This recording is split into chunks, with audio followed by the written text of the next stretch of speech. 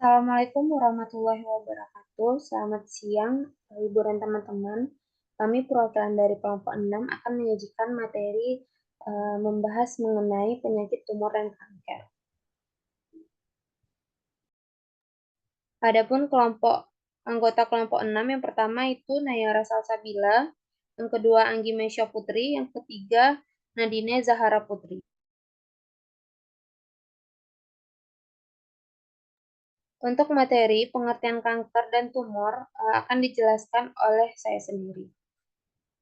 Kanker adalah suatu penyakit yang terjadi ketika sel-sel dalam tubuh secara tidak normal kemudian berubah menjadi sel kanker. Sel kanker ini dapat menyebar ke bagian tubuh lainnya dan dapat menyebabkan kematian. Adapun definisi dari tumor ialah salah satu jenis sel yang tumbuh dan memiliki kecepatan tidak beraturan dan tidak memiliki fungsi yang berguna bagi tubuh manusia. Secara garis besar, tumor sendiri dikelompokkan dalam dua jenis, yaitu tumor ganas dan tumor jinak. Tumor jinak berbeda dengan tumor ganas. Tumor ganas dapat menyebabkan kematian pada penderitanya, sedangkan tumor jinak tidak dapat menyebar ke bagian tubuh lain dan perkembangannya pun sangat lambat.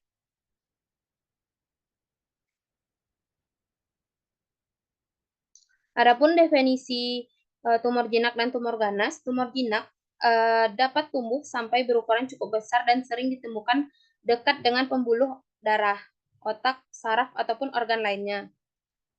Tumor ganas juga dikenal sebagai kanker, adalah pertumbuhan sel abnormal yang tidak terkendali di dalam tubuh, berbeda dengan tumor jinak yang tidak menyerang sel normal di sekitarnya dan tidak menyebar ke bagian tubuh lain. Tumor ganas memiliki sifat yang agresif. Adapun jenis-jenis tumor jinak, yang pertama itu ada lipoma. Lipoma merupakan jenis tumor jinak yang paling sering ditemukan. Tumor ini berasal dari sel-sel lemak dan tumbuh secara perlahan tanpa menimbulkan rasa sakit. Lipoma biasanya muncul di punggung, bahu, lengan, leher, dan perut, namun biasanya juga di tempat lain seperti wajah, tangan, kaki, atau bahkan di dalam organ tubuh. Yang kedua itu ada tumor jinak nevi. Nevi atau biasa yang lebih dikenal sebagai tahi lalat merupakan suatu tanda umum yang muncul di kulit.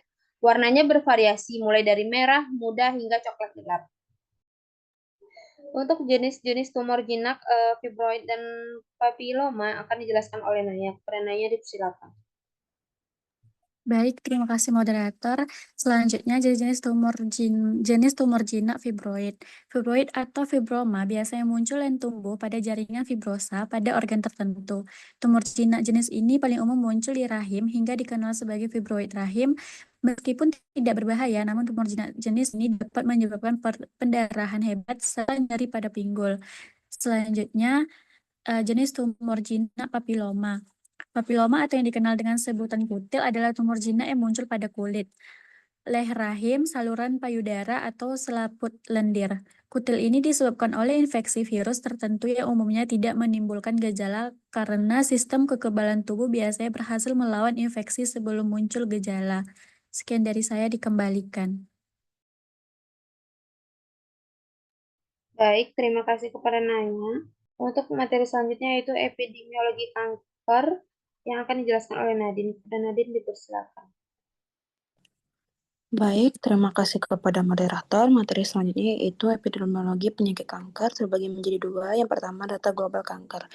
Nah, berdasarkan data dari GloboCan tahun 2022, kanker menjadi salah satu penyebab utama kematian di seluruh dunia dengan jumlah kasus baru mencapai 19,9 juta atau hampir 20 juta dengan distribusi yang dimana pria sebanyak 10,3 juta kasus dan juga wanita sebanyak 9,6 juta kasus. Sementara itu, angka kematian akibat kanker mencapai 9,7 juta kasus yang dimana lebih banyak terjadi pada pria, yaitu 5,4 juta kasus dibandingkan dengan wanita 4,3 juta kasus. Selain itu, jumlah orang yang masih hidup dalam 5 tahun setelah diagnosis kanker mencapai 53,5 juta dengan prevalensi lebih tinggi pada wanita dibandingkan dengan pria. Nah, dari segi insiden, kanker itu lebih tinggi pada pria dibandingkan wanita dengan risiko terkena kanker sebelum usia 75 tahun sebesar 21,8% pada pria dan 18,5% pada wanita. Nah, jenis kanker paling umum pada pria ialah paru-paru, prostat, dan juga kolorektal, sedangkan pada wanita adalah payudara, kolorektal, dan juga paru-paru. Nah, jika berdasarkan benua, Asia menjadi wilayah dengan jumlah kasus tertinggi, yaitu 9,8 juta kasus dari total global. Kemudian dilanjutkan oleh Eropa, Amerika Utara, Amerika Latin, dan juga Karibia, lalu Afrika dan juga Oseania yang memiliki jumlah kasus terendah, yaitu 0,4 juta kasus. Next.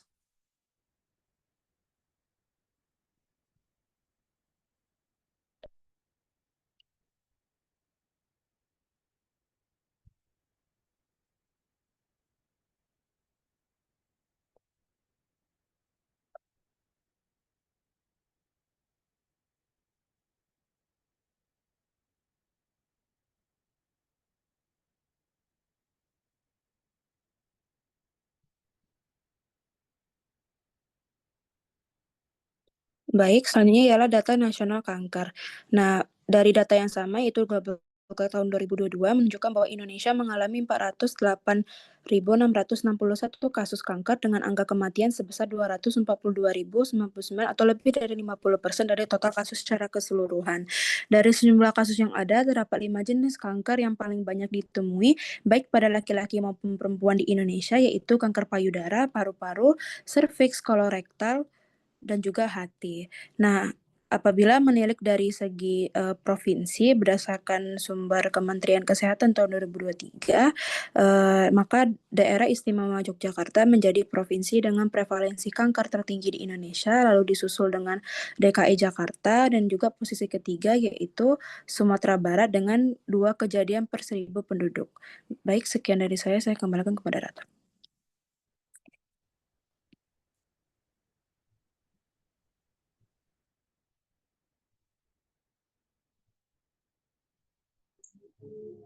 Baik, terima kasih kepada Nadine.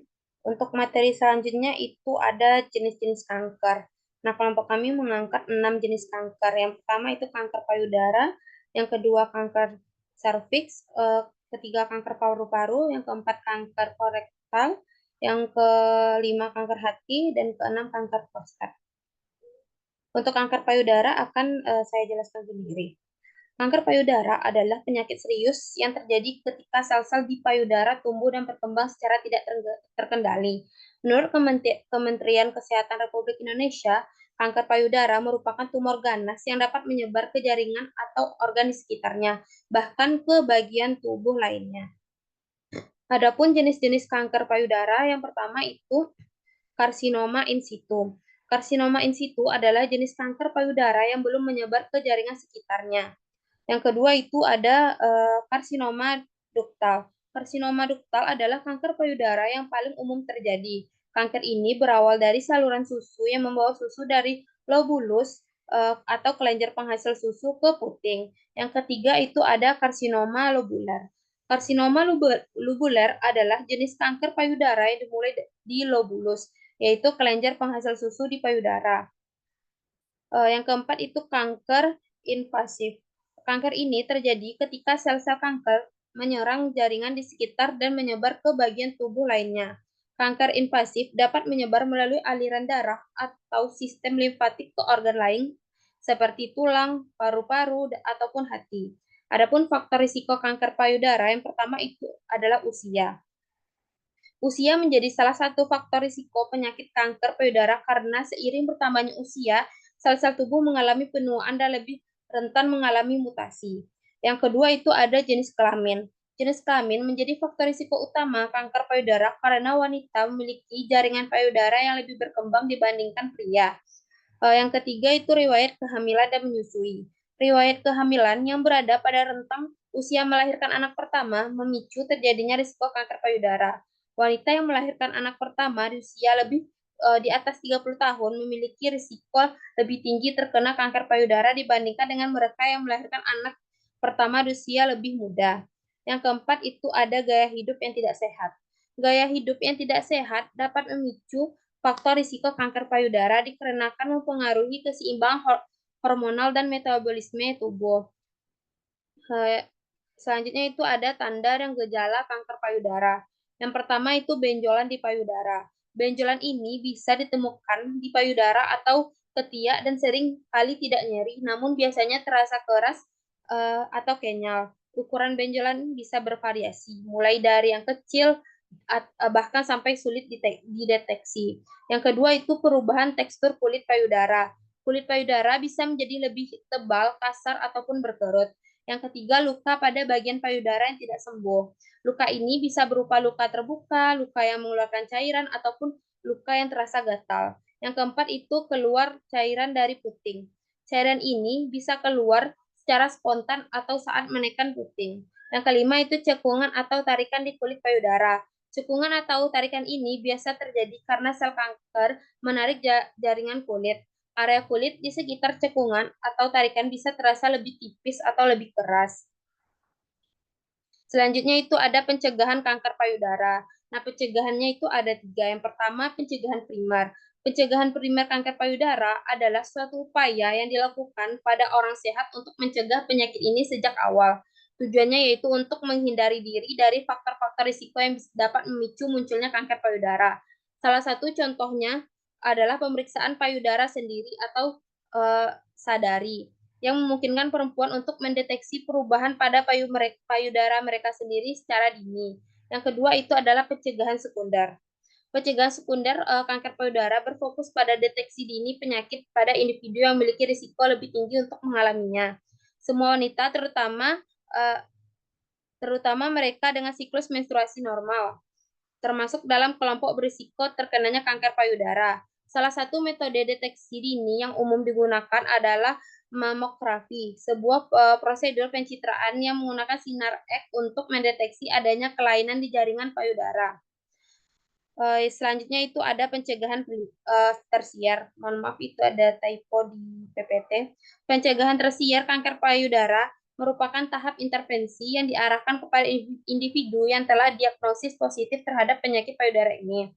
Penanganan ini dapat berupa berbagai metode seperti pembedahan, kemografi, radioterapi, terapi hormonal, atau kombinasi dari beberapa metode tersebut. Tujuannya itu untuk mengurangi angka kematian akibat kanker payudara dan memperpanjang hidup pasien. Selanjutnya itu ada diagnosis kanker payudara. Yang pertama itu ada pendekatan diagnosis. Diagnosis kanker payudara dilakukan melalui pendekatan bertahap yang melibatkan berbagai pemeriksaan untuk mengidentifikasi dan mengkonfirmasi keberadaan kanker. Yang pertama itu ada pemeriksaan klinis. Pemeriksaan klinis menjadi tahap awal diagnosa yang dilakukan oleh dokter. Dokter akan melakukan pemeriksaan fisik pada payudara termasuk pemeriksaan visual. Yang kedua itu ada pemeriksaan penunjang. Jika ditemukan perubahan yang mencurigakan pada pemeriksaan klinis, dokter akan melaksanakan pemeriksaan pencitraan untuk mendapatkan gambaran yang lebih jelas tentang kondisi payudara. Pemeriksaan pencitraan umumnya menggunakan mamografi dan USG. Yang ketiga itu ada biopsi. Biopsi merupakan suatu prosedur pengambilan sampel jaringan payudara untuk diperiksa di bawah mikroskop.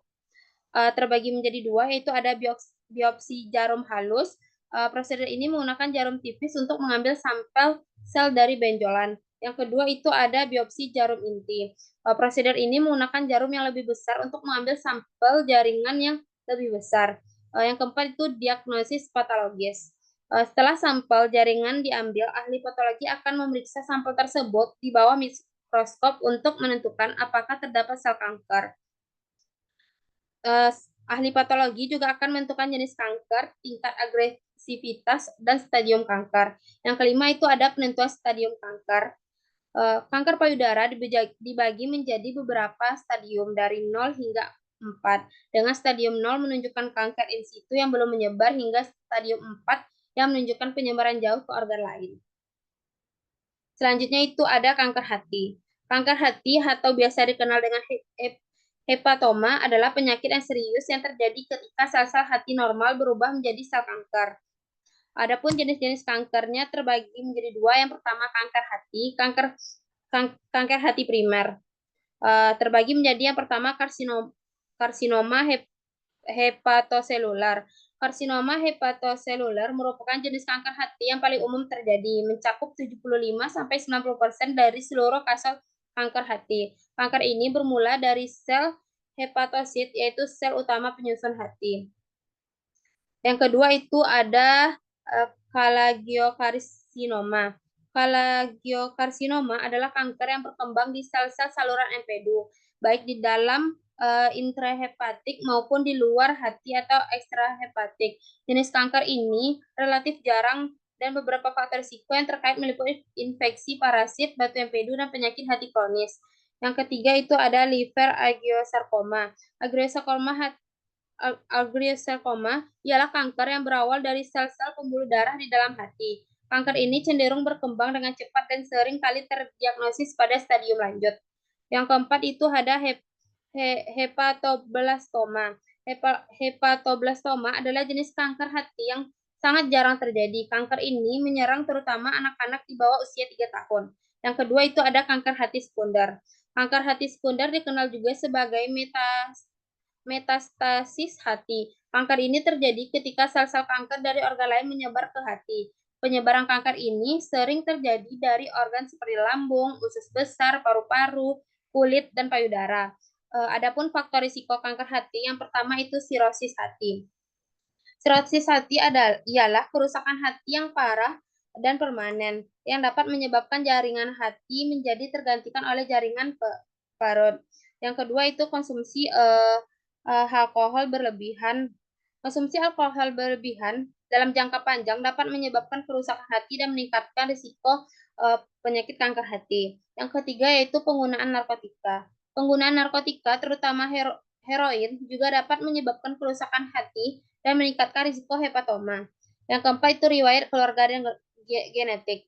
Beberapa penyakit genetik seperti hemokromatosis atau penyakit yang menyebabkan tubuh menyerap terlalu banyak zat besi meningkatkan risiko kerusakan kanker hati dan perkembangan kanker hati. Selain itu, mutasi genetik tertentu dapat meningkatkan kerentanan seseorang terhadap kanker hati.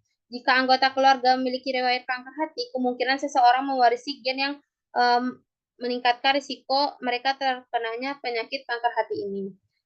Adapun gejala dan tanda-tanda kanker hati, yang pertama itu adalah penurunan berat badan.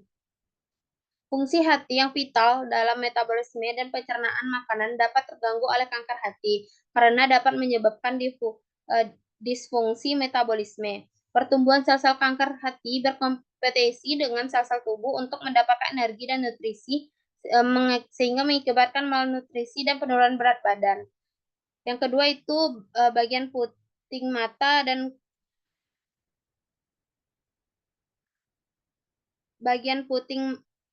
dan kulit menjadi kuning. Kuning pada bagian puting mata, atas sakral dan kulit ikterus merupakan gejala umum kanker hati karena gangguan fungsi hati dalam memproses bilirubiin. Yang ketiga itu benjolan di perut sebelah kanan.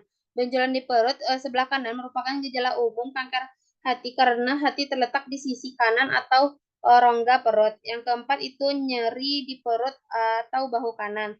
Tekanan pada saraf dapat menyebabkan nyeri yang menjalar ke bahu kanan karena saraf tersebut saling berhubungan. Adapun pencegahan kanker hati terbagi menjadi 3. Yang pertama itu pencegahan primer. Pencegahan primer memiliki tujuan untuk mencegah terjadinya kanker hati sejak awal. Contohnya itu melaksanakan vaksinasi hepatitis B. Yang kedua itu ada menghindari alkohol berlebihan. Yang kedua pencegahan sekunder. Pencegahan sekunder ini terbagi menjadi 2. Yang pertama itu pemeriksaan rutin. Orang-orang yang mempunyai faktor risiko kanker hati seperti mereka yang memiliki riwayat infeksi hepatitis B atau C, konsumsi alkohol yang berlebihan atau penyakit hati kronis harus menjalani pemeriksaan rutin untuk mendeteksi kanker hati pada tahap awal. Yang kedua itu melakukan screening. Screening untuk kanker hati dapat dilakukan dengan menggunakan berbagai metode seperti pemeriksaan darah, USG, CT scans, dan MRI. Yang ketiga itu pencegahan tersier. Pencegahan tersier memiliki tujuan dalam mencegah komplikasi dan peningkatan kualitas hidup penderita kanker hati, yaitu dengan melakukan pengobatan kanker hati. Pengobatan ini dapat dilakukan dengan berbagai metode seperti operasi, kemoterapi, radioterapi, dan transplantasi hati. Selanjutnya itu ada diagnosis kanker hati. Diagnosis kanker hati yang pertama itu melakukan pendekatan diagnosis. Diagnosis kanker hati dilakukan melalui pendekatan bertahap yang melibatkan beberapa pemeriksaan untuk mengidentifikasi dan mengkonfirmasi keberadaan kanker. Pendekatan ini meliputi pemeriksaan klinis, pemeriksaan penunjang. Pemeriksaan penunjang ini dilakukan dengan USG atau computed tomography atau angiografi. Yang ketiga itu ada biopsi. Biopsi yang yaitu prosedur pengambilan sampel jaringan hati untuk diperiksa di bawah mikroskop. Biopsi dilakukan untuk memastikan apakah massa yang ditemukan merupakan kanker dan untuk menentukan jenis kanker hati. Yang keempat itu diagnosis patologis. Setelah sampel jaringan diambil, ahli patologi akan memeriksakan sampel tersebut di bawah mikroskop untuk menentukan apakah terdapat sel kanker hati dan jenisnya.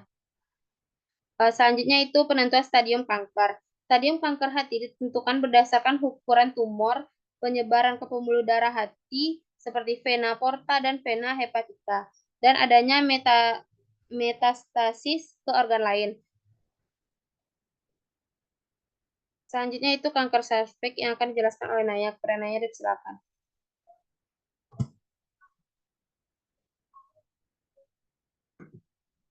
Baik, terima kasih moderator. Selanjutnya, kanker serviks. Kanker serviks ini adalah jenis tumor keganasan yang menyerang leher rahim pada bagian bawah rahim yang terhubung ke vagina dan ditandai dengan pertumbuhan sel epitel yang tidak normal. Pada penyebab kanker serviks ini karena infeksi oleh human papillomavirus. Faktor risiko pada kanker serviks yang pertama paparan zat mutagenik, yang kedua faktor hormonal, yang ketiga kebiasaan merokok, yang keempat sering berganti pasangan seksual, yang kelima penggunaan alat kontrasepsi. Pada tanda dan gejala kanker serviks ini adalah yang pertama perdarahan. Perdarahan dapat terjadi setelah melakukan hubungan seksual. Perdarahan setelah menopause, perdarahan dan bercak di antara periode menstruasi dan periode menstruasi lebih lama atau lebih banyak dari biasanya, serta perdarahan setelah dosing atau setelah pemeriksaan panggul. Yang kedua tuh keputihan. Keputihan yang tidak normal dapat ditandai dengan adanya kandungan darah di dalamnya, mengeluarkan bau yang mengeluarkan bau yang tidak sedap atau busuk, dan kemunculan bisa terjadi di antara siklus menstruasi atau bahkan setelah wanita mengalami menopause. Yang ketiga, nyeri panggul. Adanya keluhan nyeri di bagian panggul yang timbul baik saat melakukan hubungan seksual maupun ketika dokter melakukan pemeriksaan panggul. Yang keempat, kaki sakit dan bengkak. Pembengkakan pada kaki bisa terjadi ketika tumor ganas menekan kelenjar getah bening. Adapun diagnosis kanker serviks ini adalah yang pertama dengan anamnesis dan pemeriksaan fisik. Lesi prakanker pada umumnya belum menimbulkan gejala. Nah, apabila telah menjadi kanker invasif, gejala kanker ini yang paling umum dialami oleh penderita adalah perdarahan saat berhubungan intim dan keputihan. Yang kedua, pemeriksaan penunjang. Pada pemeriksaan penunjang dapat berupa kolposkopi, biopsi serviks, sistoskopi, retroskopi, USG, fototoraks, bone scan, CT scan atau MRI, PET scan, dan apabila terdapat kecurigaan metastasis ke kandung kemih atau rektum harus dikonfirmasi dengan biopsi dan histologik. Next. Upaya pencegahan kanker serviks ini dilakukan dengan cara yang pertama, vaksin. Vaksin kanker terapeutik adalah vaksin yang digunakan untuk memperlambat dan menghambat pertumbuhan sel kanker. Dan diharapkan vaksin tersebut dapat digunakan untuk menghilangkan sel kanker yang tidak dapat dicegah dengan terapi konvensional. Yang kedua, deteksi dini. Proses deteksi dini ini dilakukan untuk mencari tanda-tanda perubahan pada tubuh sebelum seseorang merasakan gejala penyakit. Dan ada beberapa cara pada deteksi dini ini. Yang pertama tuh dengan Pap smear. Pap smear adalah metode pengambilan sampel sel serviks untuk mendeteksi infeksi peradangan atau sel abnormal melalui analisis laboratorium. WHO merekomendasikan tes ini secara teratur karena terbukti mengurangi angka kematian akibat kanker serviks. Yang kedua, metode inspeksi visual dengan asam asetat. Screening dengan metode ini dengan hanya mengoleskan asam asetat atau cuka 3-5% pada leher rahim lalu mengamati perubahannya, di mana lesi prakanker dapat terdeteksi bila terlihat bercak putih pada leher rahim. Yang ketiga, radioterapi. Radioterapi dengan akselerator linear. Radioterapi adalah pengobatan kanker menggunakan radiasi pengion untuk menghancurkan sel kanker. Terapi radiasi sinar eksternal merupakan jenis pengobatan radiasi di mana sumber radiasi seperti sinar X atau foton ditempatkan pada jarak tertentu dari area target kanker atau di luar tubuh pasien. Baik, selanjutnya kanker paru-paru. Kanker paru-paru adalah penyakit ganas yang ditandai dengan pertumbuhan sel epitel saluran napas yang tidak terkendali akibat perubahan genetik. Keganasan ini dapat muncul di paru-paru itu sendiri atau primer dan menyebar dari organ lain atau metastasis. Kanker paru primer merujuk pada tumor ganas berawal dari lapisan epitel bronkus. Faktor risiko kanker paru-paru yang pertama usia. Risiko kanker paru meningkat sejalan dengan bertambahnya usia, dengan mayoritas diagnosis baru terjadi pada individu berusia 60 tahun ke atas. Yang kedua, merokok. Merokok merupakan faktor risiko utama dan merupakan masalah kesehatan di dunia yang sampai saat ini sulit untuk ditangani.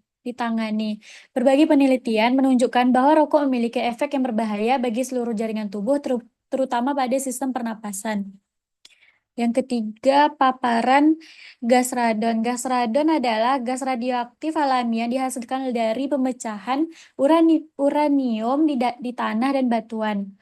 Di luar ruangan ada sangat sedikit radon sehingga tidak berbahaya, tetapi jika ada radon di dalam ruangan, itu bisa lebih terkonsentrasi.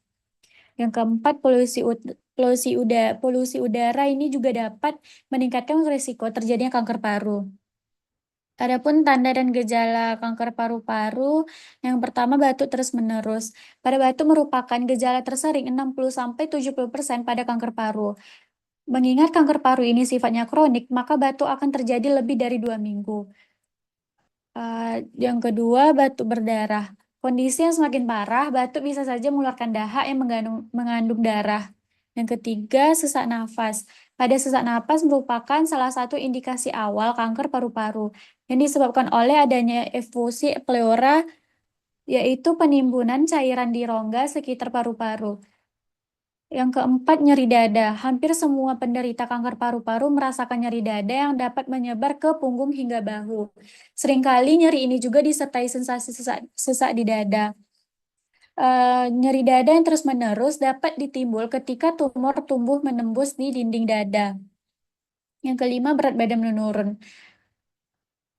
Penting untuk mewaspadai hilangnya nafsu makan yang signifikan dan penurunan berat badan tanpa alasan yang jelas, karena ini bisa menjadi tanda awal kanker paru yang sering diabaikan. Kesulitan menelan juga merupakan gejala serius yang bisa timbul akibat pertumbuhan kanker di area kerongkongan. Yang keenam, sindrom Horner. Beberapa perubahan fisik yang dapat diamati adalah mata yang terlihat cekung, kelopak mata yang menutup atau turun, ukuran pupil yang lebih kecil dari biasanya, serta berkurangnya keringat hanya pada separuh wajah. Selanjutnya, diagnosis kanker paru-paru. Yang pertama, anamnesis. Gejala kanker paru seringkali tidak spesifik, namun batuk, sesak nafas, atau nyeri dada yang berlangsung lama atau tidak membaik dengan pengobatan standar pada orang yang memiliki faktor risiko perlu diperiksa lebih lanjut untuk mendiagnosis kemungkinan kanker paru-paru. Yang kedua, pemeriksaan fisik.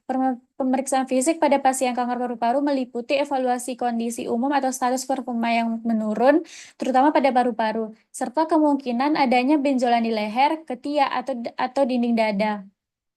Tanda lain yang mungkin ditemukan adalah pembesaran hati, asites, dan nyeri tekan pada tulang. Ketiga, pemeriksaan radiologi. Radiografi toraks posteranterior atau PA dan lateral merupakan pemeriksaan awal yang harus dilakukan. Apabila tidak memungkinkan pada posisi PA dapat dilakukan posisi anteroposterior. Yang keempat, pemeriksaan patologi anatomi. Pemeriksaan patologi anatomi adalah cara terbaik dan terpenting untuk mendiagnosis dan menentukan pengobatan kanker pada umumnya. Next. Adapun pencegahan pada kanker paru-paru ini yang pertama menghindari merokok. Menghindari merokok merupakan langkah pencegahan utama yang dapat secara signifikan menurunkan risiko terkena kanker paru-paru. Yang kedua, menghindari minuman alkohol. Minuman alkohol ini berdampak negatif bagi kesehatan termasuk paru-paru. Alkohol dapat memicu peradangan pada paru-paru dan meningkat kemungkinan tumbuhnya sel kanker di organ tersebut. Yang ketiga, pola makan sehat. Dengan pola makan yang sehat berperan penting dalam menurunkan risiko berbagai penyakit. Mengonsumsi buah kaya vitamin, dan penting juga untuk mengonsumsi lemak dan gula secukupnya. Serta memastikan asupan air harian yang cukup untuk membantu mengeluarkan racun. Yang keempat, menghindari polusi. Polusi udara merupakan faktor pemicu aktif kanker paru-paru. Mengingat kualitas udara ini semakin memburuk, disarankan untuk lebih waspada terhadap iklim dan cuaca, serta menggunakan masker untuk melindungi diri dari partikel dan radikal bebas penyebab berbagai penyakit. Yang kelima, olahraga teratur. Sekian dari saya, dikembalikan ke moderator. Baik, terima kasih kepada Naya. Untuk materi selanjutnya itu kanker kolorektal yang akan dijelaskan oleh Nadine. Dan Nadine, silakan.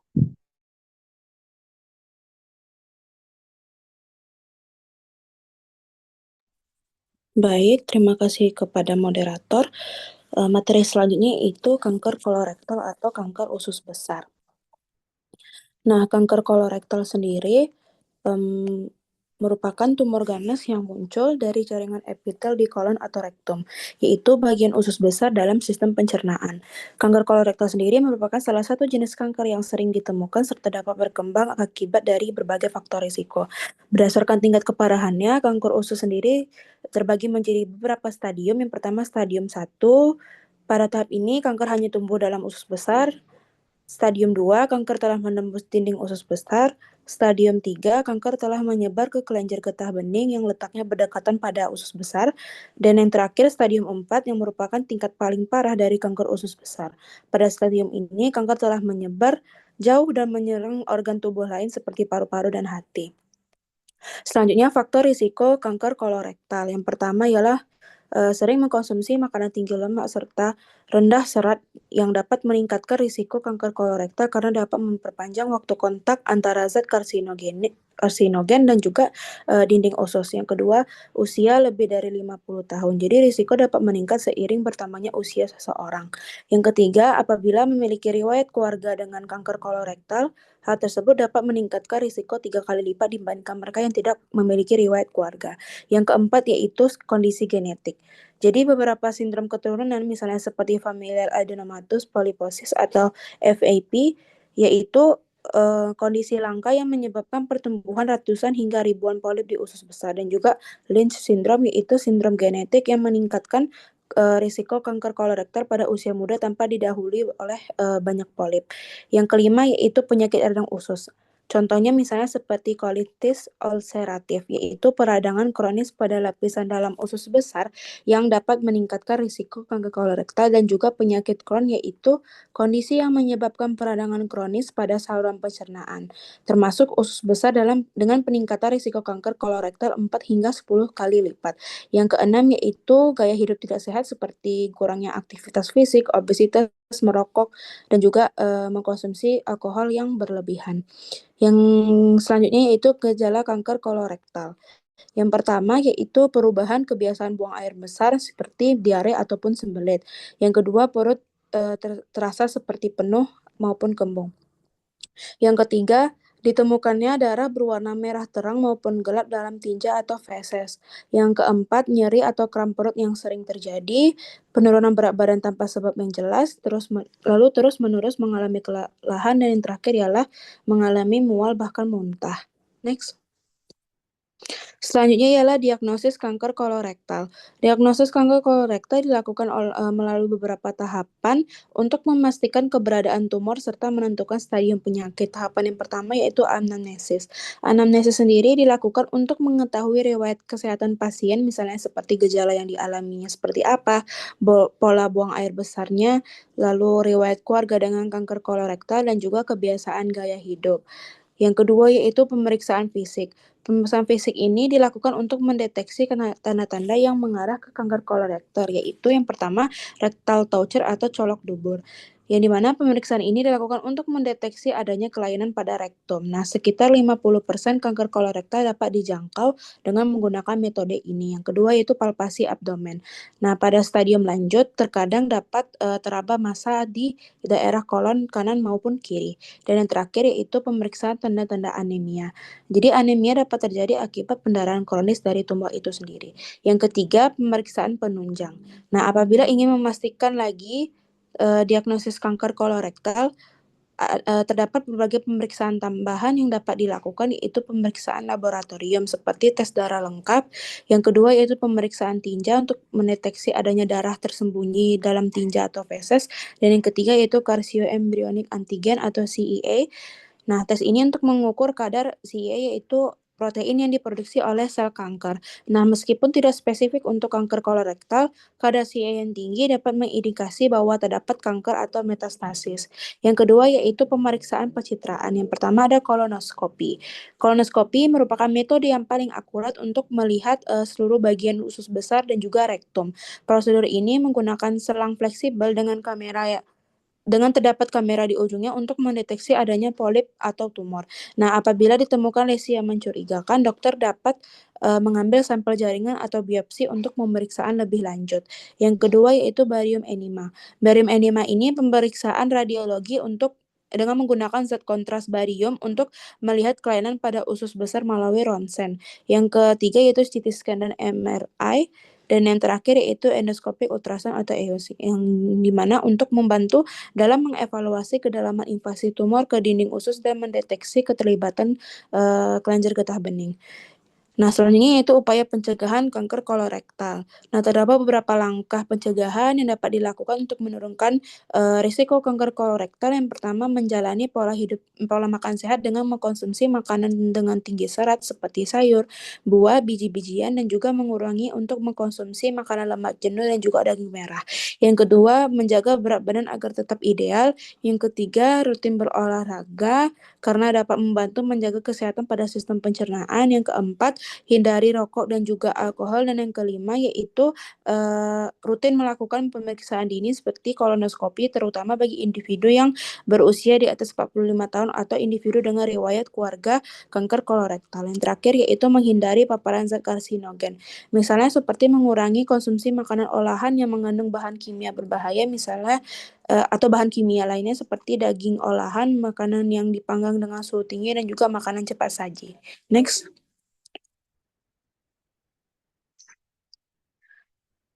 Baik, kanker yang selanjutnya yaitu kanker prostat. Kanker prostat adalah kanker yang berkembang di kelenjar prostat. Nah, organ kecil yang berbentuk seperti kacang merupakan bagian dari sistem reproduksi pria. Kelenjar prostat sendiri berfungsi untuk menghasilkan cairan yang melindungi serta membawa sperma. Kanker prostat berkembang ketika sel-sel di dalam kelenjar prostat tersebut tumbuh secara tidak terkendali. Nah, hal ini dapat menyebar ke bagian tubuh lain apabila tidak cepat ditangani. Nah, selanjutnya yaitu faktor risiko kanker prostat.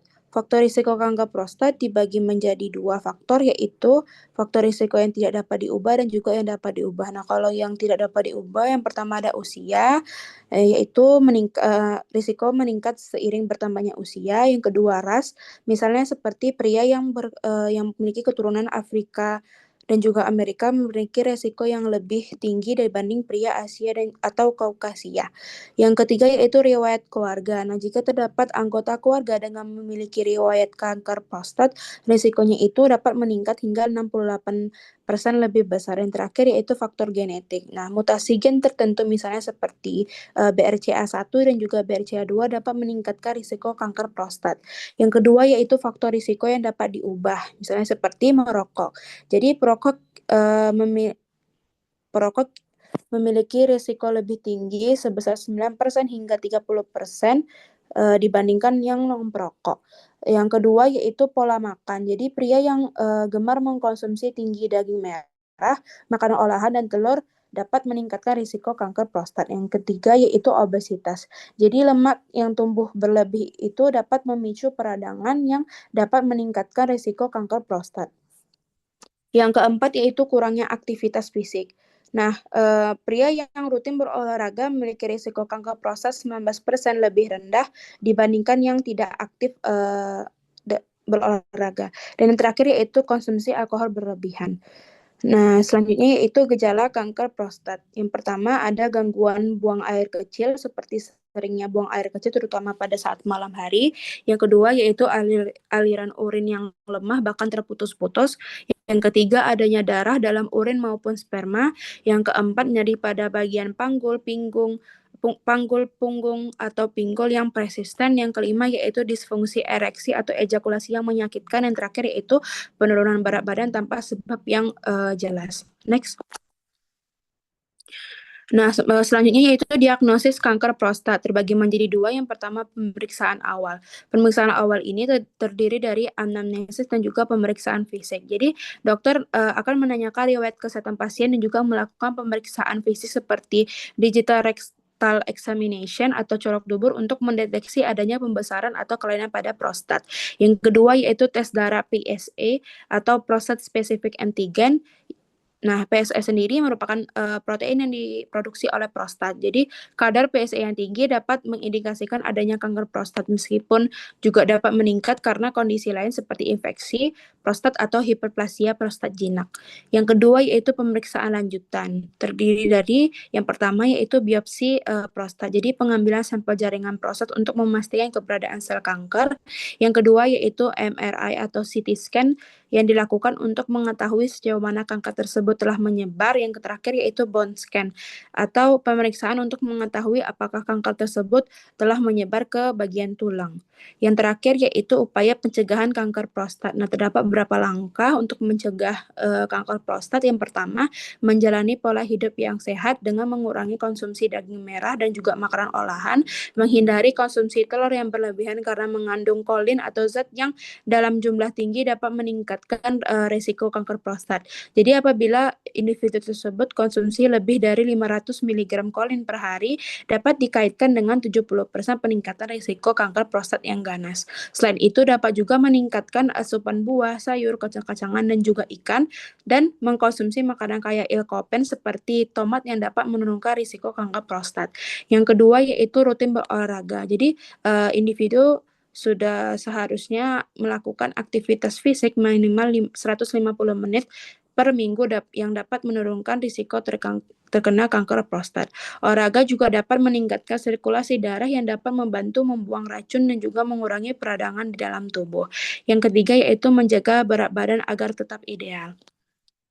Nah, indeks massa tubuh atau IMT yang tinggi dikaitkan dengan peningkatan risiko kanker prostat. Jadi lingkar pinggang yang lebih dari normal dapat meningkatkan risiko kanker prostat lebih lanjut. Yang keempat yaitu menghindari konsumsi rokok dan juga alkohol. Dan yang kelima yaitu melakukan screening dini. Jadi pria di atas 50 tahun atau mereka yang memiliki riwayat keluarga dengan kanker prostat disarankan untuk melakukan pemeriksaan prostat spesifik antigen atau PSA karena kadar PSA yang tinggi seperti yang dijelaskan tadi dapat mengindikasikan kanker prostat, tapi juga dapat meningkat karena infeksi prostat atau pembesaran prostat jinak. Nah, selain itu dapat juga dilakukan digital rectal examination atau colok dubur untuk merasakan adanya pembesaran atau kelainan pada prostat. Nah, DRE ini penting untuk mendeteksi tumor pada prostat yang tidak selalu terdeteksi oleh tes PSA. Baik, sekian dari saya kembalikan kepada moderator. Baik, terima kasih kepada Nadine. Mungkin sekian penyajian materi dari kelompok 6. Terima kasih kepada Ibu dan teman-teman yang telah memperhatikan video materi kelompok 6.